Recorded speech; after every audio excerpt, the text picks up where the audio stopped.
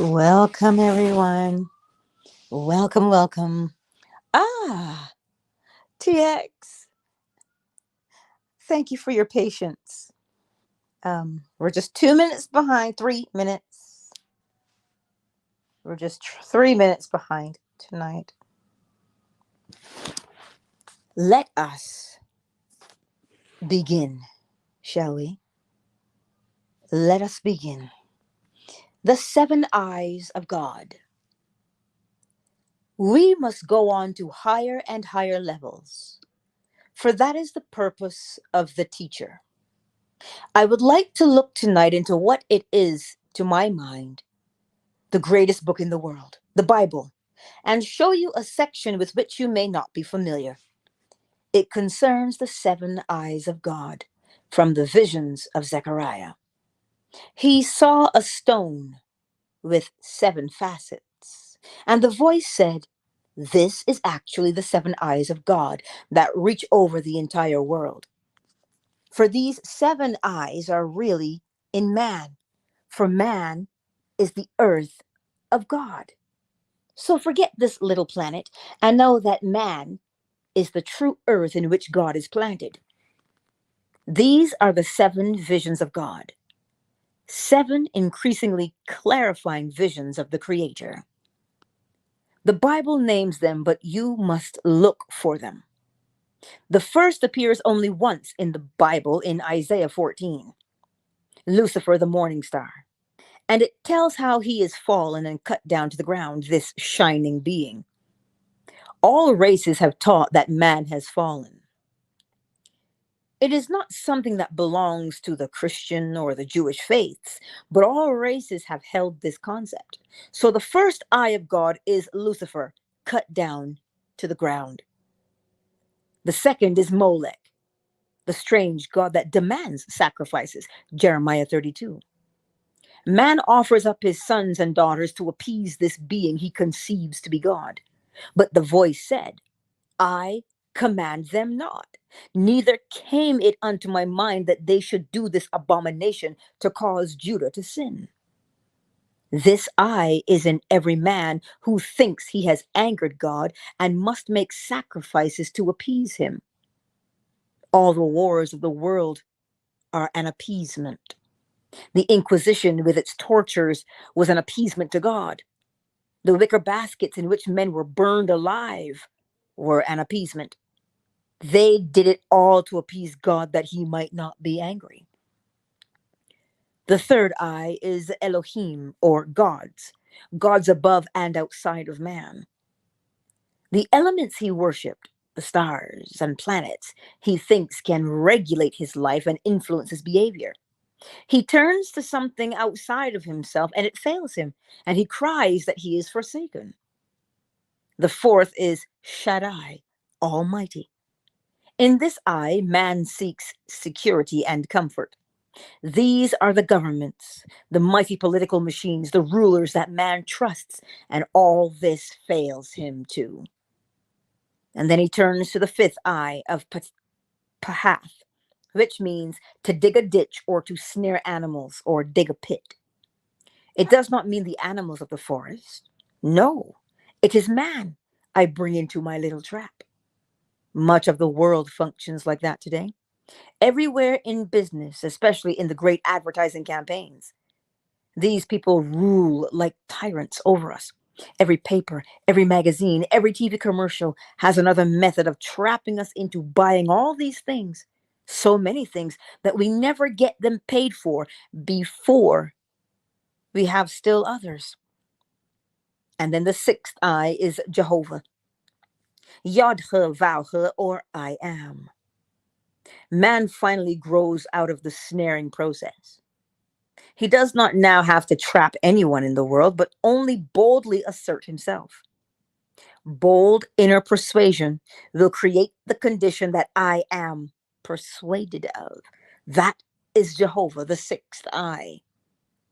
The seventh is Jesus, or Jehovah saves or rescue, where man boldly asserts himself, but his heart is torn for those still asleep, and he sacrifices for the others and gives himself for the whole vast world. not as the churches teach it, but as the mystic tells you. You will take anyone, no matter who he is or what he has done, for he is only in a state. You do not condemn anyone, but you lift him out of the state, and you do it by identifying the one you would save with the idea he wants to embody, and to the blast, and to the degree that you are faithful to your vision of that person, he will embody his ideal and become it. That is the I called Jesus, or the seventh I. There is an eighth I, only implied in the Bible, and it is veiled. On the eighth day, they circumcise the child and unveil the organ of creation. There is an I in man, and Blake names it. He says he did not come, he hid in Albion's forest. Albion is Blake's name for universal man, male or female. This I is hidden in Albion's forest, in the dark convolutions of the brain. There, this I is hiding. When you finally begin to exercise your imagination for another and actually revel in the joy of others as they become the embodiment of what they desire, and you revel in that far beyond what you would for yourself, that is the I of Jesus. What begins to be the perfect seeing of the seventh eye of God? Then something stirs, and it stirs exactly like something trying to get out of an egg.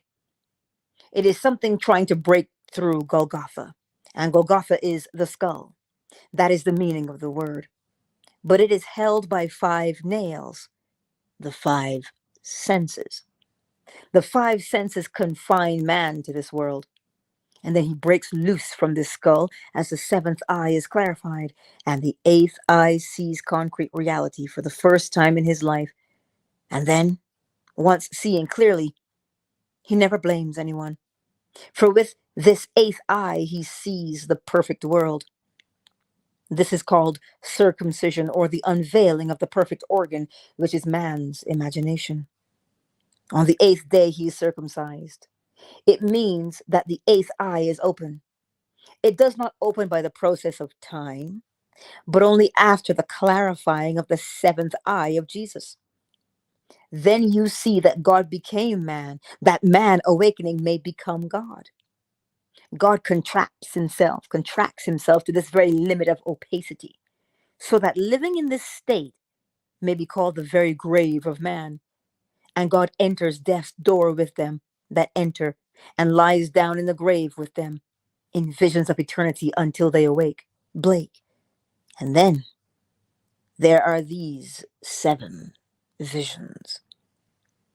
Second, Molech, the being that demands sacrifices. They're doing that right now, only they call it nationalism, and they offer up their sons and daughters to Molech. Though the voice said, I do not command them to do this, and cause Judah to fall into sin. Man sickens of it and turns to the third eye, or Elohim. But the stars, the planets, do not respond. Then he turns to the fourth eye of Shaddai, Almighty, to the financial and political gods. And then he separates from that and digs his little pit, Pahath, and snares all the people of the world because he can outsmart them. And because of his smartness, he lives very well during this little span from the cradle to the grave, and that is the 5th eye through which much of the world is seeing today. He sickens of it, and then he finds that I am, or Jehovah, is the only reality, or the 6th eye of God. And I build my world as I want it, and when I sicken of it, offer myself as a sacrifice for all others, and give completely of myself for the good of others. And my good fortune then becomes the joy of hearing their good fortune. And it says in Job 42, verse 5, I heard by the hearing of my ear, but now my eye seeth thee. Suddenly something happens within me, and the 8th eye opens, and I am circumcised in mind, not the flesh. And as that something opens within you, you see the reason for it all. And you see that eternity is And you can take anyone in this world and pull him out of any state in the world. That is the eighth eye of God. I want to share with you an experience. The true method of knowledge is through experiment. So we invite you to experiment. The true faculty of knowing is the faculty of experiencing. For when you have had the experiences, you no longer care whether anyone else knows it or not. It does not matter. You know it, and you know that you know it. So I would like to share this with you, this experience. For when you begin to awaken, then you begin to remember.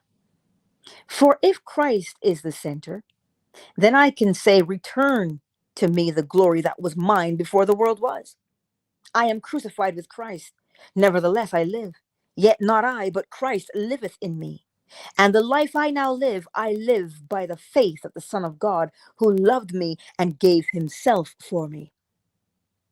If the center of man is Christ, and he was before the world was, then when I begin to awaken, I only begin to remember. And when that happens, then the world cannot any longer teach you anything. So when man begins to awaken, he does not question the things of this world. He knows they are not true. Psychologists tell us a complete understanding of a dream depends on the knowledge that you are dreaming. And then that wakes you up. For this is the only world they know. They speak of a dream state as being subjective and a deep dream state as the unconscious, and doubt the worth of it all. But when you open the eighth eye, you will know there are worlds within worlds, and you are heirs to all of them. You can test your experiences and bring anything you want into your world and prove it.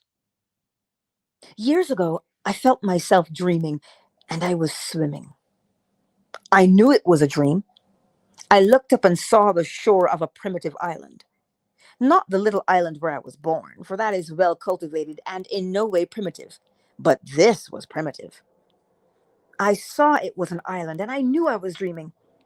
And I saw these strange things like cement posts driven down through the water, but they were in a state of decay.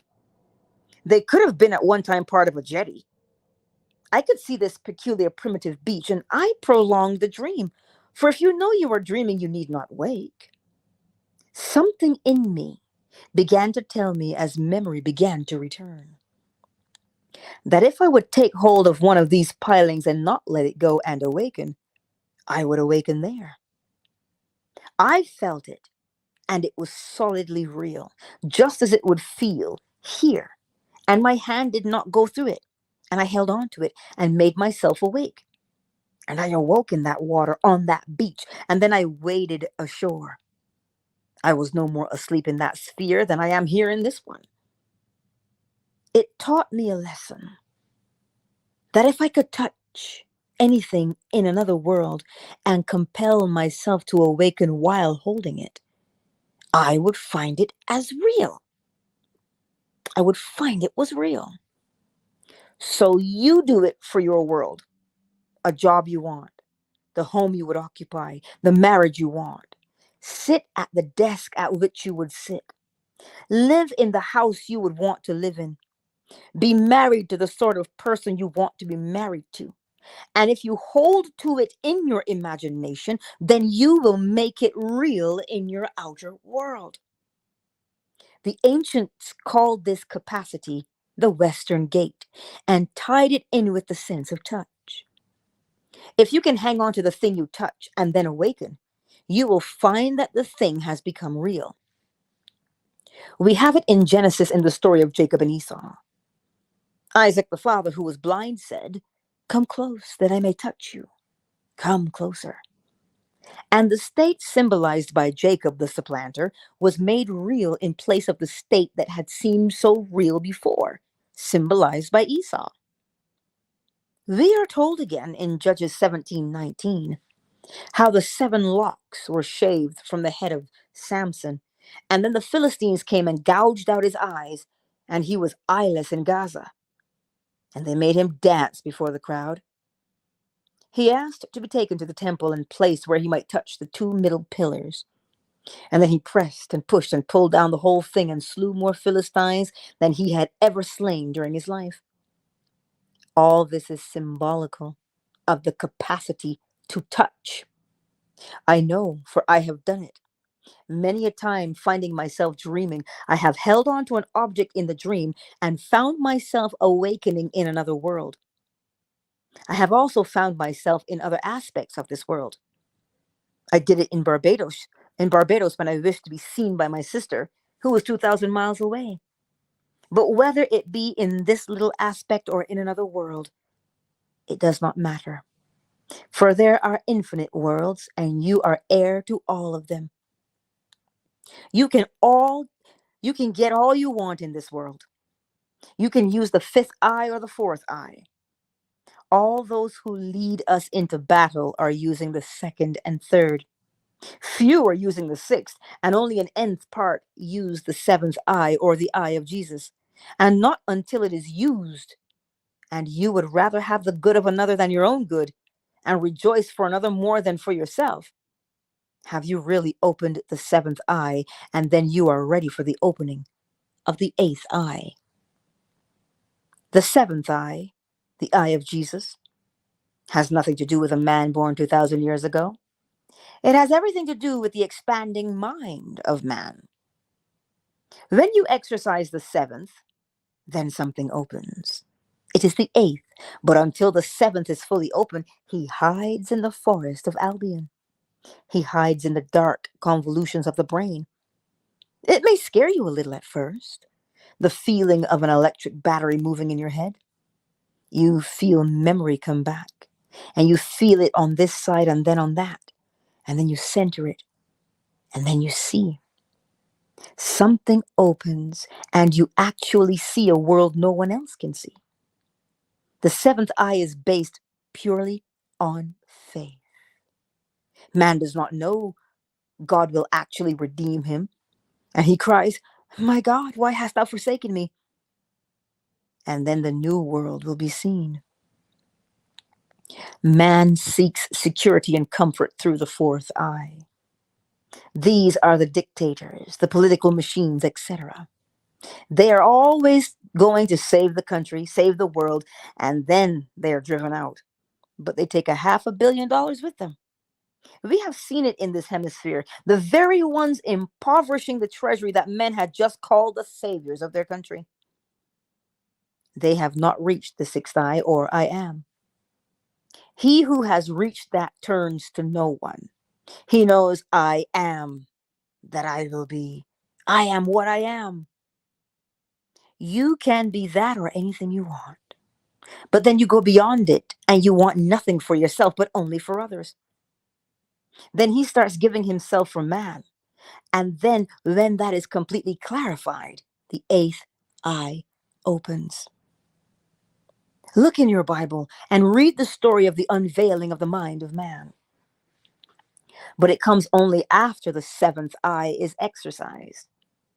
So I must learn to experience feeling and touching. Hear it again. So I must learn to experience feeling and touching. That is called the Western Gate, and it is closed in man. But he must learn about it. And before I close this eye, he must learn much about the Western Gate. For I was told not to hold back one secret. And having had the experience of holding on to an object and awakening not on my bed at all, I must share it with you. I awake in the world when I am holding the object. I have been shut out many times from this world by holding on to an object in that world and awakening in it. And it was just as real as this. But I came back to this. I had a body here and one there. When I returned here, where was that other body? Have I not many bodies? For I am scattered all over the world. And man, as he begins to awake, collects the scattered portions of himself. And then he finally finds the being that is God. You can love everyone in this world, and you will find joy beyond your wildest dreams in doing good for another. When he asks of you and you, in your imagination create, and then you have confirmation of it, and then rejoice as God rejoices. These things have I spoken, that my joy may remain in you. For whenever anyone awakes, that is the eye of God. So there are seven stated quite clearly, and the eighth implied. I tell you that you will feel it like a chick in the egg of the skull. Christ is crucified on this cross, or man with 5 nails, the 5 senses. The same meaning is in the story of the 5 foolish virgins, and then he tears himself free from this cross. Now you catch it on the wing. But I tell you that you will discover all kinds of wonderful things in the awakening of God in man. For God became man that man may become God. So this wonderful poem that existed only for God is beginning to exist for itself. Sentience begin to appear in the poem, lifting it to higher states. And we become at last creators, one of an infinite society of gods. This eighth eye is misunderstood by the priesthoods of the world, and they circumcise the child. It is the imagination that must be unveiled, not the physical organ. And it comes only after the perfect clarity of vision through the eye of Jesus.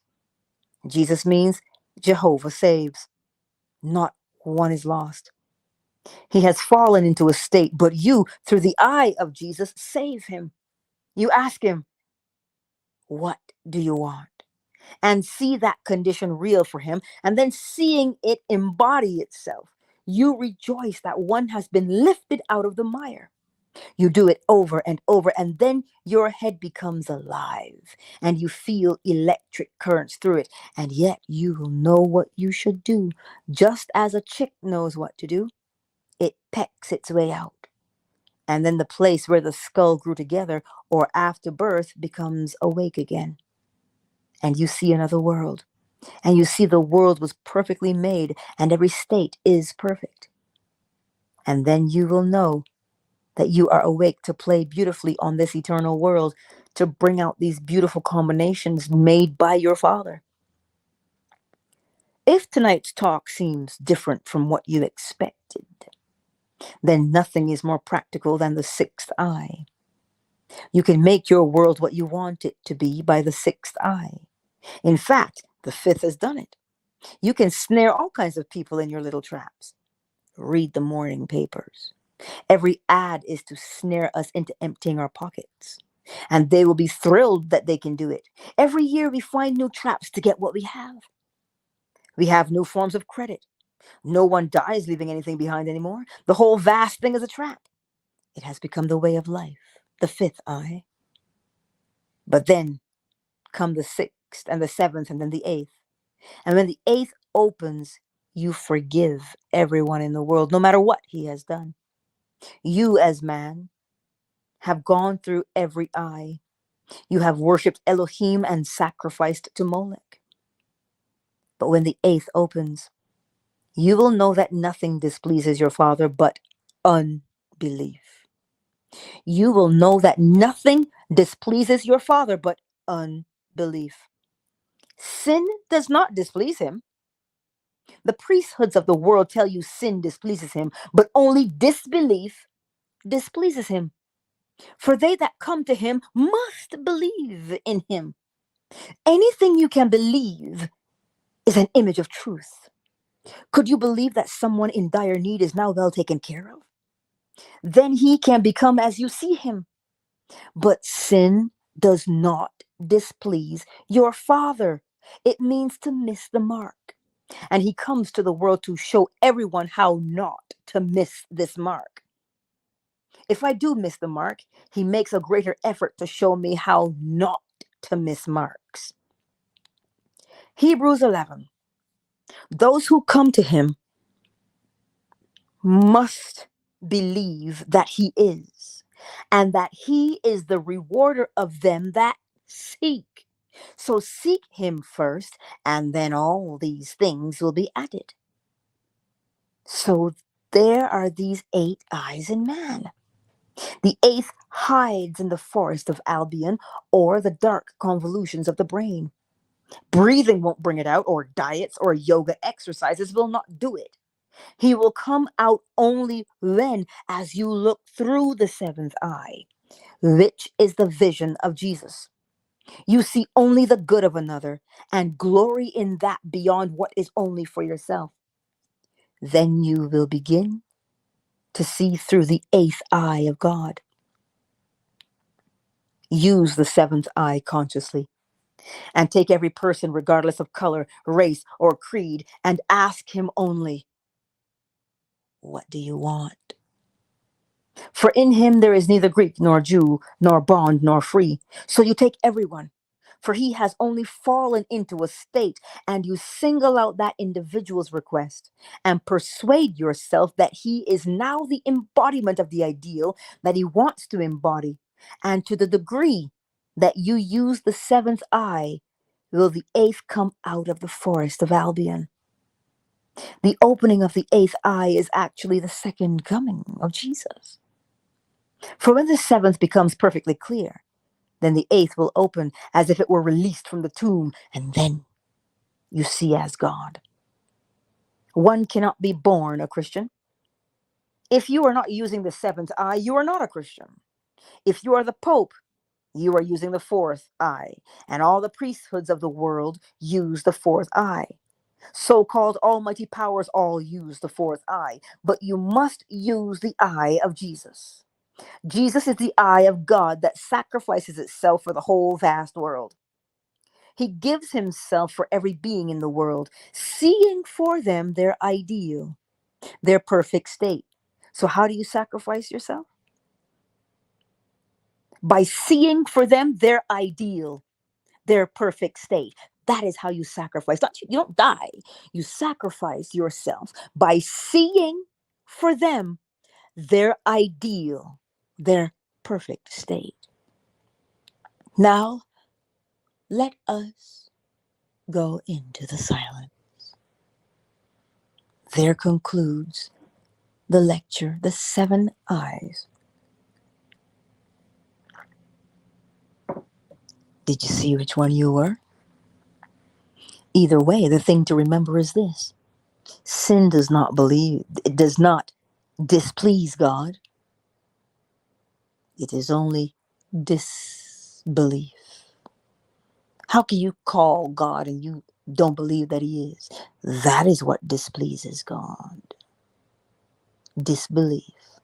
So if you're going to come to God, then you must believe that he is. And so if you seek, you'll find. The finding is your reward. So, my beautiful friends, that concludes tonight's reading. Join us tomorrow night and we will read another lecture by Neville. So as you rest tonight,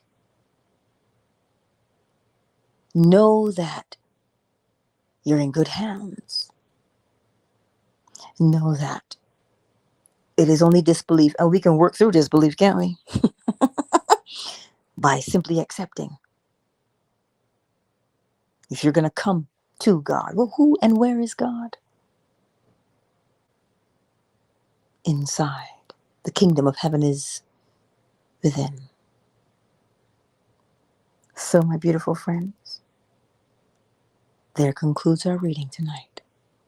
Rest well, and you know I love you.